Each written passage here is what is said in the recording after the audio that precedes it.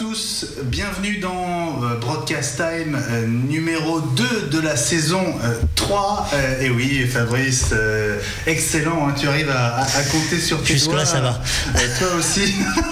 Salut Fabrice. Salut Benjamin, bonjour à tous. Et salut aussi à Stéphane Faudeux. Bonjour à vous. Comment vas-tu ? Ça va. Bon, on dit ça va, mais on est à fond puisque dans 8 jours maintenant, ce sera le début de l'IBC à Amsterdam, le grand rendez-vous européen du broadcast. Et oui, 2015, c'est pour dans quelques jours. Et justement, on va consacrer une bonne partie de cette émission aux préparatifs de l'IBC pour voir ensemble comment optimiser son voyage à Amsterdam.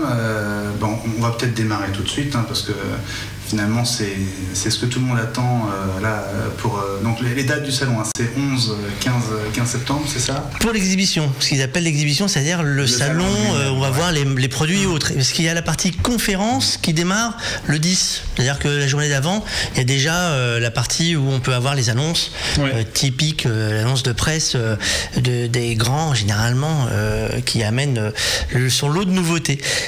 4 jours où il y a beaucoup à faire, c'est énorme. Je sais pas pour vous, l'année dernière, moi j'ai pas réussi à faire le tour. 4 jours, généralement, si on n'a pas préparé son déplacement, on va forcément rater ce qu'on voulait. Soit le petit tour dans la ville comme on voulait bien faire, soit le produit qu'on voulait à tout prix voir. Donc effectivement, quand on dit préparer le salon de l'IBC, c'est pas juste dire j'ai pris mon sac à dos et mon sandwich et tout ira bien. Il va falloir prendre un peu d'informations. Alors ça tombe bien parce que Stéphane en a plein dans sa besace, mais prendre un peu d'informations et prendre le temps quand même de voir ce qu'on a envie de voir. Et il y a quand même un sacré nombre de halls, hein, faut pas oublier, c'est grand, il faut beaucoup marcher et il y a à un moment ou à un autre beaucoup de monde. Donc les produits, pour les toucher, pour pouvoir discuter avec quelqu'un, il va falloir s'y prendre un peu à l'avance. Alors Stéphane, concrètement, pour l'IBC, donc, on va peut-être rappeler un peu la physionomie du salon. On est au RAI, donc c'est l'équivalent du parc des expositions, hein, à Amsterdam. C'est un mix entre Villepinte et la porte de Versailles. C'est-à-dire c'est dans le sud d'Amsterdam, donc on y va facilement en transport en commun. C'est beaucoup via le tramway. Il y a des vieux trams qui existent à Amsterdam, des trams qui sont par contre bondés, hein, ça peut partir de la gare centrale qui est tout au nord. Si vous partez de la gare centrale, ça va. Si vous êtes à mi-chemin, vous allez en laisser passer plusieurs devant vous avant de commencer à en prendre un. Et puis après, les moyens classiques. Le vélo, s'il fait beau, c'est bien de prendre un vélo, hein. C'est la ville du vélo, il y a des pistes cyclables. Alors c'est un peu dangereux, hein, quand on est piéton, parce que vous avez les vélos, les taxis, les bus, les trams à éviter. Et tous les étrangers qui sont en balade. Voilà, donc il y a beaucoup aussi de touristes. J'ai failli mourir plusieurs fois, moi, à Amsterdam, avec des accidents de transport. Donc ça peut paraître comme ça anodin, mais il faut vraiment faire attention, regarder gauche, droite, gauche avant de traverser. Et en effet, le RAI, c'est ce grand palais, à la fois avec salle de conférence et hall d'exposition. La numérotation, ça va de 1 à 13 à peu près, et chaque hall, ce qui est assez bien fait, est thématique, hein. Alors 14 même, c'est vrai que maintenant ils en ont rajouté. Le 14e. Ils en ont rajouté. Le hall pour les drones. Ouais. Un hall spécialement pour les drones. Hein, justement, ce qui est intéressant là sur la carte, on arrive globalement en face de l'entrée 1, parce que le 14 c'est un hall à mon avis qui est monté pour l'occasion, c'est pas du dur, c'est une tente. C'est une tente, ouais. Avant, il y avait sur cette zone d'expo, hein, c'est en travaux depuis plusieurs années parce que le centre de congrès est toujours en travaux. Il y a aussi un projet de métro, mais ça fait je crois 15 ans ou 20 ans qu'ils creusent le métro. Un nouveau métro à Amsterdam. Pour la petite histoire, c'est un chauffeur de taxi qui m'avait raconté, c'est que de l'eau et du sable, hein, le sous-sol d'Amsterdam. Donc il y a une machine qui en fait gèle le sous-sol. Ça fait comme une glace géante et ensuite tu creuses, et donc du style ils font je crois 10 mètres par an. Donc ça coûte des millions et des millions d'euros à la ville, mais il y a déjà des lignes de métro, mais là, ça sera une nouvelle ligne de métro qui dégorgera un petit peu le trafic. Donc si on revient sur les halls, quand on arrive souvent en face du hall 1 où se font les accréditations. Toute cette partie-là est très, très broadcast, c'est-à-dire 1, 2, 3, c'est beaucoup broadcast. 4, 5, c'est beaucoup tout ce qui est les moyens de distribution, satellites, etc. Le 6, 7, c'est beaucoup tout ce qui va être ce qu'on appelait nouveaux médias, mais qui n'est pas vraiment nouveaux médias, c'est-à-dire le montage non linéaire, les effets spéciaux, le compositing. C'est là qu'on pourra avoir Blackmagic, qu'on pourra avoir Ajax, qu'on pourra avoir tout ce qui est autour du stockage, du cloud. 8, 9, 10, 11, on est plutôt dans ce qu'on appelle la production, aussi les afficheurs, les écrans, la vidéoprojection, tout ce qui est mur géant, une autre partie aussi du broadcast. Donc voilà, ce qui est important, c'est si vous y allez et que vous prenez des rendez-vous, faites pas 16h le 1 et 16h30 le 10. Parce que on en a raté un comme ça la dernière. C'est quand même un peu long la distance. Au début, on se perd facilement.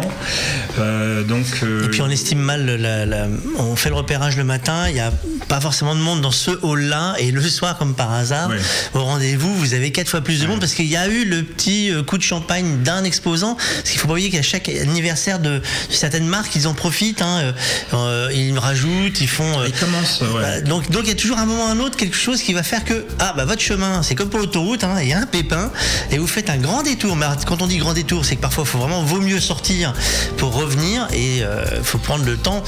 Et les communications sont pas toujours simples. Le téléphone ne marche pas toujours. C'est-à-dire que faut pas croire que c'est 55 000 visiteurs de souvenirs. Par moment, le téléphone, ça va vous dire, ça marche pas. Voilà. Et puis à propos du soir, quand même, on le voit sur les images. Le soir, ça peut être sympa aussi de ne pas être dans les halls du rail, mais plutôt en ville. Oui. Oui. Surtout qu'il se passe des choses en dehors du. On ne peut pas le savoir. Non, mais faut pas oublier qu'il y a des réunions professionnelles qui se passent en dehors des salons. C'est-à-dire qu'il y a des gens qui ont leur société à Amsterdam qui disent nous, on est là, venez nous voir directement chez nous. Donc ils invitent souvent leur clientèle à venir voir et autres. Il y a le Super Meet qui sort du rail. Il y a toujours de l'activité. C'est une ville, d'abord, c'est une très belle ville. C'est une soirée un peu de geeks, de fans, avec une tombola. Voilà ça. Donc c'est quelque chose qui est un peu particulier, et c'est toujours une ville qui vit aussi. La nuit, il y a du monde, et le rendez-vous au restaurant pour dire on se retrouve à tel endroit, il faut bien préparer son coup également. Stéphane a des anecdotes particulières. Il a une bonne adresse. Il m'a dit qu'il ne nous la donnerait pas aujourd'hui, qu'il nous réservait une surprise. Il a une bonne adresse. J'attends de voir. Bilan retour. Parce que si elle n'est pas bonne, l'adresse. On veut savoir tout de suite. Non, je ne voudrais pas. Attendre, mais pour revenir sur ce que disait effectivement Fabrice, c'est vrai que en plus l'happy hour commence assez tôt sur IBC, c'est-à-dire que 17h sur certains stands la bière coule à flot, quoi. Donc ça ferme assez tôt aussi, mais avec modération évidemment. Avec modération, bien évidemment. Alors mais c'est intéressant. Parlons bien. Donc Amsterdam, Paris-Amsterdam, on l'a fait en voiture l'an dernier, Fabrice. Ça se fait bien. Ça se fait bien. C'est pas forcément le plus facile, parce qu'il faut conduire, il faut quelqu'un conduise, et il faut pouvoir garer la voiture à l'arrivée. Mais financièrement parlant, quand vous avez du temps, c'est assez intéressant. Après, vous avez l'avion. Il y a un partenariat avec le salon pour Air France. C'est pas forcément le plus facile non plus, parce qu'il faut revenir après à Amsterdam. Il y a l'aéroport, le trajet est pas forcément intéressant. Et après, il y a le train.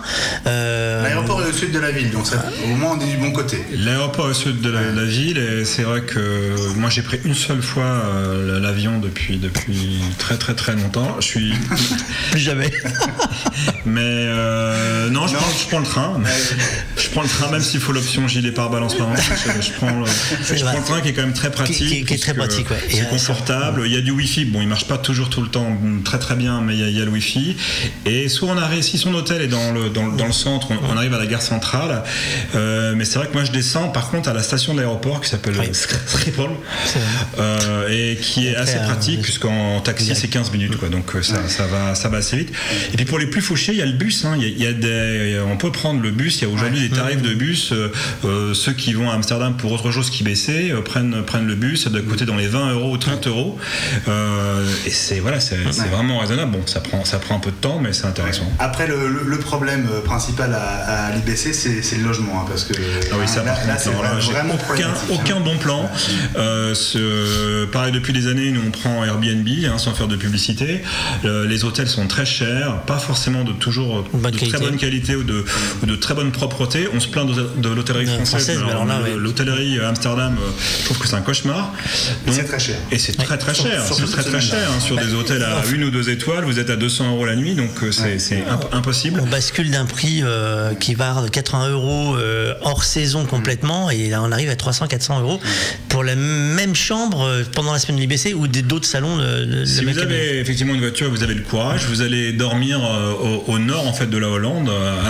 Je connaissais d'autres personnes qui faisaient ça, donc c'est à 50-60 km. Avant la Laponie, tu veux dire quand même. Un petit peu avant, et là vous êtes dans des petits villages au bord de l'eau. Est-ce qu'on voit des chambres à 128 €? C'est un peu hors saison. Hein. Il faut les réserver très longtemps à l'avance. En fait, il ne faut pas oublier que l'IBC, la communication, on sait très bien qu'à la fin du salon, dans 15 jours, il y aura déjà les papiers pour dire venez l'année prochaine. Et ceux qui commandent d'une année sur l'autre vont pouvoir récupérer ces tarifs-là, sinon c'est impossible. Et les grosses compagnies, les très très grosses entreprises vont prendre un demi-hôtel ou un hôtel quand il le faut. Hein, quand un Sony ou un Panasonic vient, parce que en même temps, c'est des réunions mondiales. Tu parlais du jeudi où il y avait les conférences de presse, mais en même temps, des fois, ça commence dès le mercredi, même avant pour ceux qui montent les stands. Donc ils en profitent pour faire des réunions avec leurs équipes commerciales. Voilà, ils vont prendre des centaines de chambres. Donc c'est vrai que il y a plus de 1700 sociétés qui seront là. Hein. Donc imaginons qu'il n'y ait qu'une seule personne par société, ça fait déjà du monde à loger. Ça va vite. Donc effectivement, c'est comme n'importe quelle ville, parce que c'est pas une grosse ville. Hein, c'est 860 000 habitants. C'est pas énorme. Donc la capacité d'accueil souple n'existe plus. Maintenant, ça fait aussi son charme. Certains te diront qu'ils y vont parce qu'il va y avoir de l'ambiance le soir, que ça sera compliqué. Ils espèrent tous d'ailleurs se faire héberger chez les uns, chez les autres dans la soirée. Donc certains vont dormir plutôt dans leur voiture à la gare. Mais ça reste une aventure. Hein, l'IBC, c'est le monde des surprises pour certains. Hein, ils partent, ils disent c'est bon, tout va bien. Et ils vont profiter d'une aventure magnifique au bout de 4 jours. Bon voilà, donc vous connaissez un petit peu le contexte, les lieux, les dates, comment y aller et comment éventuellement trouver un lit, une chambre, à moins d'aller chez l'habitant, mais là il faut bien se débrouiller, hein, forcément c'est pas donné à tout le monde. Alors venons-en un petit peu aux infos. Est-ce que ça a commencé à tomber avant l'IBC ou pas encore vraiment? Sur les marques les plus importantes, non, on sait qu'il va y avoir un peu de nouveautés un petit peu partout, mais pour le moment voilà, ils se retiennent un peu. Je crois que l'effet de surprise veut être conservé, ce qui paraît logique. C'est plutôt après des marques de catégorie B ou C où il y a quelques annonces qui commencent à être faites, mais je pense qu'il va y avoir de la news. Alors il y a une marque qui a commencé un peu à teaser. C'est ce qu'on disait, c'est que là on est dans la période où on commence à avoir les petites newsletters, les petites documents de presse. Donc Matrox va sortir une nouvelle carte, on sait pas trop quoi. Voilà. Et puis il y a un acteur qui avait déjà annoncé des choses avant l'IBC et qui dit moi je vous dis pas ce que j'amène, mais j'y serai. Et ils l'ont fait bien. Alors que là, Panasonic, ils ont fait, moi, vous allez voir, j'y serai. Et effectivement, c'est alléchant. Voilà, c'est la petite vidéo de teasing de Panasonic pour l'IBC. Alors évidemment, ça ne dit pas grand-chose sur ce qui arrive, mais il y a 2-3 petites références quand même. Hein. On a vu un plan de couple à la caméra celle-ci, là, la DVX 200. On va la voir demain, nous, en avant-première. Donc, elle avait été annoncée sur le NAB. Il commence à en parler. C'est un modèle qui est assez intéressant, qui aussi... parce que déjà, c'est bien, elle est en couleur, ce qui est quand même... ça rappelle le modèle JVC d'il y a 20 ans, mais ça va peut-être pas faire plaisir à Panasonic si je dis ça. Mais voilà, elle est en couleur, il y a du rouge dedans, c'est assez fort de s'affirmer comme ça. Et sur le papier, elle est plutôt intéressante. Je pense qu'elle va un peu bousculer Sony sur ce marché. Hein. C'est du caméscope. On avait déjà fait ce débat sur DSLR, caméscope, etc. Elle est vraiment aussi, on va dire, JRI ready ou news ready. Et tous les mots maintenant. Donc elle est intéressante. Je pense que ça va être un des focus intéressants sur le salon. Bon, alors au rythme comme ça des pré-annonces, il y a une marque qu'on suit depuis un moment, hein, qui est une marque turque qui fait de très très bons produits, qui s'appelle Edelkrone. Je pense que vous la connaissez, enfin toi Fabrice, je le sais. Toi Stéphane, probablement. Voilà, ils ont sorti leur nouveau produit. Enfin, en tout cas, ils l'ont dévoilé il y a quelques jours. Alors c'est comment on peut dire, c'est un sabot universel qui s'attache et qui se détache très très rapidement.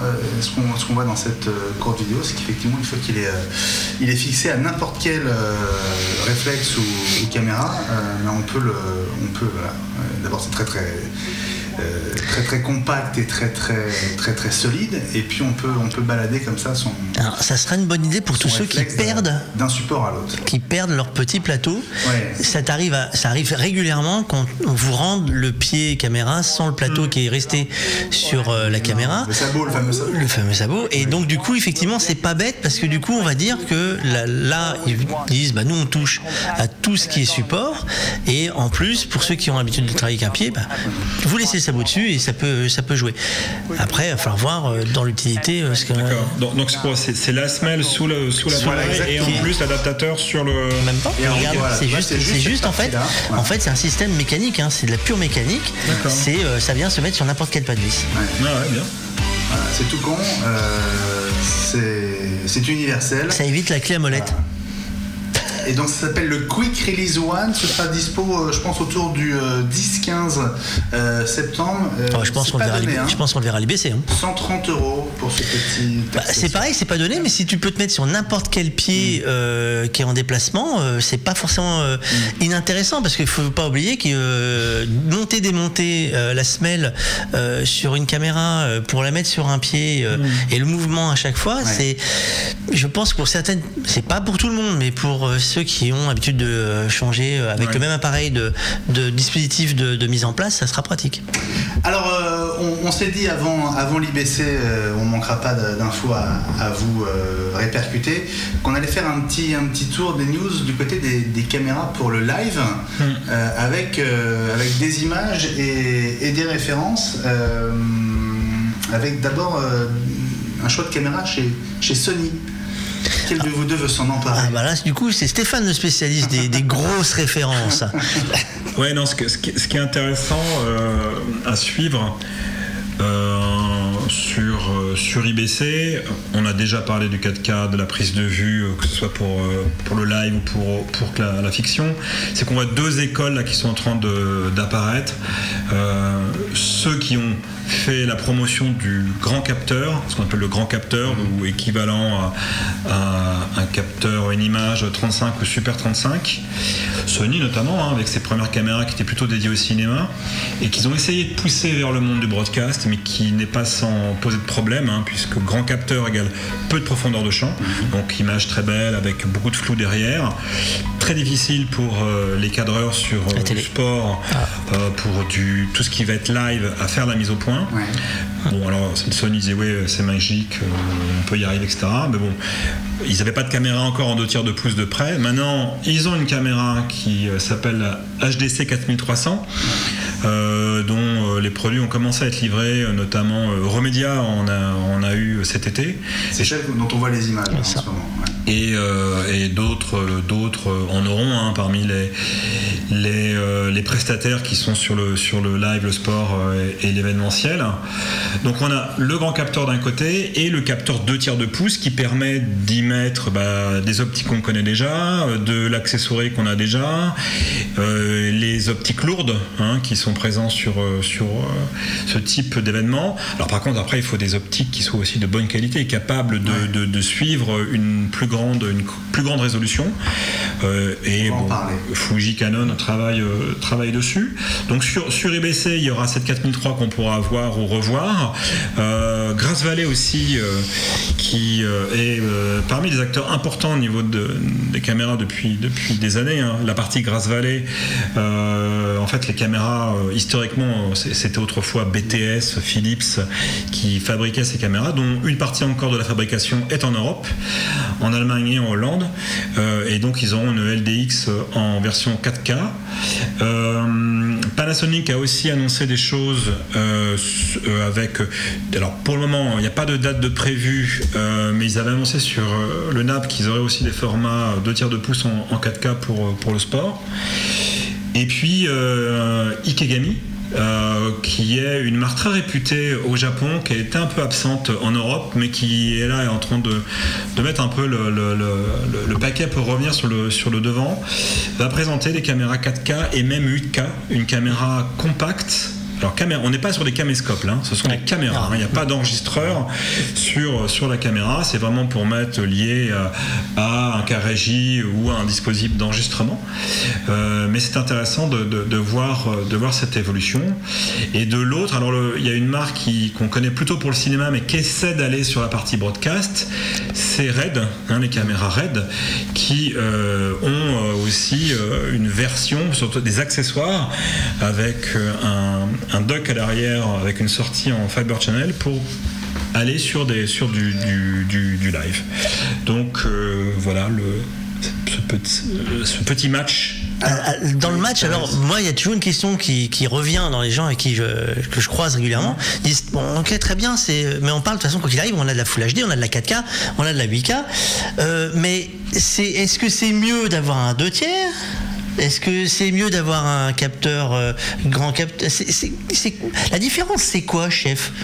La différence, en fait, il faut faire un compromis. C'est-à-dire que soit on a beaucoup de profondeur de champ avec un grand capteur, soit on a moins de profondeur de champ et du coup, c'est plus facile à suivre au niveau de ta captation, de ta prise de vue et surtout de l'écosystème qu'il y a autour. Alors, est-ce qu'on peut, parce que c'est également la partie qui va être dans les grandes conversations de comptoir, comme on dit, d'après tournage. Est-ce qu'on peut comparer ça avec les appareils photo? On dit également aujourd'hui, les appareils photo font des photos parfois moins belles à regarder, alors qu'on a plus de millions de pixels disponibles qu'avant. Est-ce que c'est également lié au capteur? Est-ce que le capteur va jouer une différence sur la qualité d'image? Ou est-ce que là, il faut vraiment se tourner sur l'optique? Il faut les deux. En fait, il faut les deux. C'est sûr que le capteur avec plus de résolution et toute l'électronique qui va avec va te donner une image à la fois plus fournie, plus détaillée, meilleure dans les basses lumières, meilleure dynamique, meilleur respect de la courbe colorimétrique, plus d'informations pour l'étalonnage. Mais si derrière tu mets ce que vulgairement on appelle un cul de bouteille, tu vas perdre toute la valeur ajoutée de ton capteur. Donc il faut une optique qui soit aussi adaptée à la taille de ce capteur et à la résolution de ce capteur. Donc ce match n'est pas fini, quoi. Le match n'est pas fini et le juge de touche ou l'arbitre, c'est aussi le prix. Et c'est surtout le prix des optiques. C'est-à-dire qu'on a des optiques qui quand même coûtent, pour certaines, pour des modèles très hauts, ce qu'on appelle les optiques lourdes, qui vont servir justement ces gros zooms que vous voyez sur les terrains de sport. Vous avez aujourd'hui des optiques qui vont coûter plusieurs fois le prix de la caméra. Alors avec un investissement de base qui est quand même assez lourd. Alors justement, je ne sais pas si cette nouvelle optique peut entrer dans cette famille-là. Mais en tout cas, il y a un nouveau zoom chez Canon qui vient d'être annoncé. Donc zoom broadcast portable 2 tiers de pouce 4K avec une focale assez incroyable de 4,3 mm. Ça te parle, Stéphane? J'ai pas suivi cette optique. Je te donne les infos en même temps qu'on la voit. Mais alors, par contre, effectivement, c'est une optique ENG. C'est pas une optique lourde. Hein, elle est dédiée aux interviews et au tournage en direct. Tout à fait. Donc, c'est un 4,3 en 2 tiers de pouce. Donc, il faudrait faire la correspondance par rapport au 35. Donc, c'est un peu plus large un peu moins large que ce qu'on a sur un capteur 35. Mais effectivement, c'est une très très courte focale. Et j'ai l'impression qu'il y a doubleur aussi, ce que je vois sur le côté, la petite manette, qui doit donc avoir un doubleur de focale pour la partie zoom. C'est la série CJ, donc c'est pas les produits les plus onéreux. On est quand même dans des bras, enfin des ensembles qui vont arriver entre 7 et 15 000 euros. Oui, mais c'est pas les plus chers. La série CJ, ça fait pas partie des séries les plus chères. C'est une bonne nouvelle parce que effectivement, il en manquait. Pour des caméras, pour des caméras 4K, c'est important d'avoir une optique de cette qualité. Alors une autre nouvelle qui concerne justement les caméras et le direct, elle vient de Sony, Fabrice, avec on va dire que Sony rattrape un peu son retard. Oui, une annonce qui passe comme ça l'été, on l'a pas forcément vue, puis elle nous percute pas parce que on a un goût de déjà vu. Sony annonce la compatibilité de ses caméras pour pouvoir faire du stream en live. Alors attention, on va utiliser le mot stream broadcast, c'est-à-dire l'envoi de l'image de votre caméra, ce que vous tournez en même temps à votre studio pour pouvoir le mettre dans le mélangeur.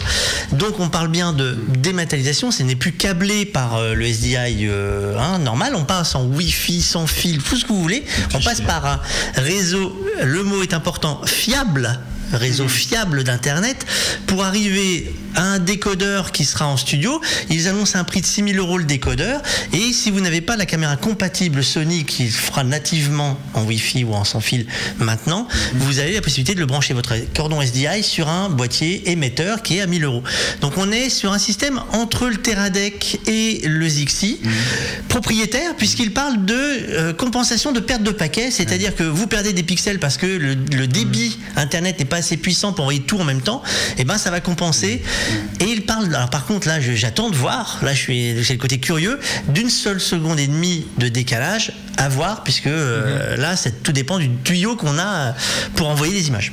Et puis il faut voir aussi à quelle résolution il propose et avec quel type d'encodage. On parle c'est au minimum H264. Oui. Ça, aujourd'hui, ça devient une référence, c'est le minimum. Si ils font en dessous, tout le monde va se moquer d'eux. Mais ça veut pas. Oui, je sais bien. Ça dépend du débit. On peut faire du H264. Mais ils disent que c'est pour les news, et qu'il y a déjà un test qui a été fait. Ils ont fait un partenariat avec une chaîne de télévision, avec des reporters, des cadreurs et autres, et des réalisateurs. Et ils ont développé leur codec à eux pour pouvoir avoir une fluidité, une rapidité d'exécution. Donc à voir, pareil. Mais ils nous avaient déjà fait le test l'année dernière à l'IBC du transfert avec on avait vu en plateau, voilà. Mais on avait vu le tuyau qu'il fallait, donc voir si ça s'améliore ou pas. Voilà. Et puis au rayon des nouvelles d'avant IBC, alors, je suis assez étonné parce que ça a été l'une des grosses marques dans le monde du montage non linéaire, Mediasan, ex-gros concurrent David, qui a perdu beaucoup de terrain quand même, Stéphane. Oui, en fait ça avait été Mediasan a été racheté par Boris FX il y a quelques années. Absolument. Et moi j'ai commencé le montage sur Mediasan. Mediasan ça valait très très très cher au début. Ouais. Aujourd'hui un Mediasan ça coûte $99. Voilà. Si vous êtes étudiant, vous pouvez l'avoir à moitié prix, et donc Mediasan est disponible pour toutes les universités, les écoles, etc. Gratuitement avec une licence sur site, à condition, la demande avant le 31 octobre. Et la licence inclut Boris Red qui lui vaut à lui seul $695. Généralement on fait ça quand il y a des nouveautés à venir. Oui. Ou alors pour revenir dans l'actualité. En tout cas, c'est vrai que Mediasan sur un point éducatif, c'est parfait. Je l'avais fait moi acheter à des associations qui travaillaient avec des jeunes pour leur apprendre le montage et un peu l'écriture cinéma. Et c'est parfait, quoi. C'est d'une simplicité. Et à l'époque, pourquoi on avait choisi cette solution? C'était la solution la plus ouverte au niveau multimédia dans l'import et l'export de fichiers, quoi. Alors qu'on avait des grosses difficultés avec d'autres systèmes concurrents. Et on reparlera peut-être de Mediasan dans quelques jours, de depuis Amsterdam à l'IBC. Oui, un mot effectivement, Fabrice, on voulait vous dire un mot de ce bouquin qui vient de sortir chez Erol, Maîtriser sa GoPro.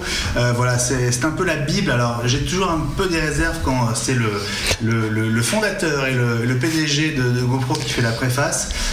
C'est un livre autorisé, comme on le dit entre guillemets, mais si vous avez une GoPro, vous trouverez sans doute une mine d'infos. Il y a de très belles photos. Alors après, il y a beaucoup de lectures, il va falloir prendre son temps pour lire, et il y a beaucoup de lectures. Voilà, Maîtriser sa GoPro, publié chez Erol, ça vient de sortir et c'est disponible au prix de 26 €. Voilà. Bonne semaine à tous, bonne soirée sur Watch TV, et nous on se retrouve la semaine prochaine, on sera à l'IBC à partir du jour de l'ouverture, et donc rendez-vous le 11 septembre 2015. Salut Fabrice. Salut, à la semaine prochaine. Salut Stéphane. À bientôt. À très bientôt sur Watch, où les programmes continuent. Salut à tous.